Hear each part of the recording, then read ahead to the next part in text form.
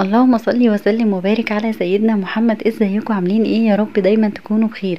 هنعمل مع بعض بقى الناجتس في البيت بطريقة سهلة وبسيطة وزي بتاع السوبر ماركت ويمكن احلى بكتير، وازاي يطلع مقرمش معاكي ويعمل لك كل الكمية دي.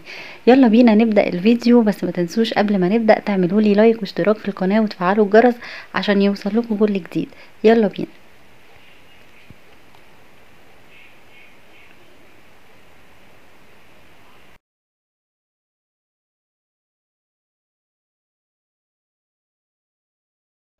طبعا معايا بقى قطعتين كده من صدور الفراخ، يعني نص كيلو من الفراخ البانيه، ومعايا فلفل اسود وملح وبيضايه، وكمان بطاطسايه انا سلقتها كويس جدا وكمان هرستها بالشكل اللي انتوا شايفينه ده.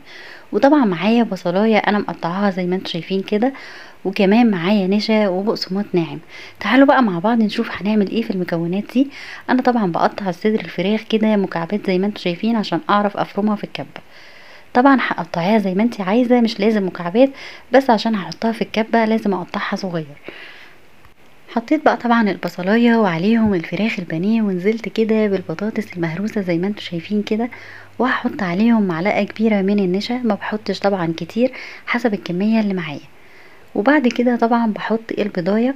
انا هنا شوفوا بقى حطيت معلقه كبيره مليانه من النشا، وبعد كده بنزل بالبضايه.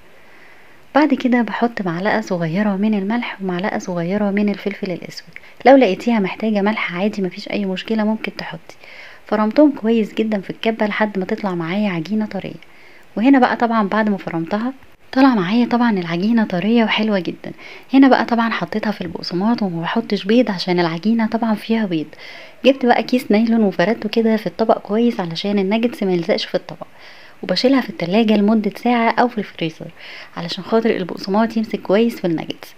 بعد كده بغلي الزيت وبقليها كويس جدا، وبقلبها على الوشين لحد ما تحمر معايا. وهنا بقى بعد ما حمرتها كويس شايفين بقى شكلها عامل ازاي، وكمان لونها حلو جدا وفاتح. وعايزه اقول لكم ان هي مقرمشه جدا علشان النشا اللي انا حطيته فيها. وبصوا بقى لونها عامل ازاي، فاتح جدا من جوه. انا بس مش عارفه امسكها عشان كانت سخنه قوي. بس عايزه اقول لكم اللي المكونات البسيطه اللي انا عملتها دي مش مكلفه خالص، وعملت لي كل الكميه اللي في الطبق دي. اتمنى ان انتوا تجربوها بجد، هتعجبكم جدا، والولاد كمان هتحبها. ممكن تعمليها بقى جنب مكرونه، جنب رز، جنب اي حاجه. يا رب تكون الوصفه عجبتكم. ما تنسوش لو اول مره تشوفوني تعملوا لايك واشتراك في القناه وتفعلوا الجرس عشان يوصلكوا كل جديد. اشوفكم على خير.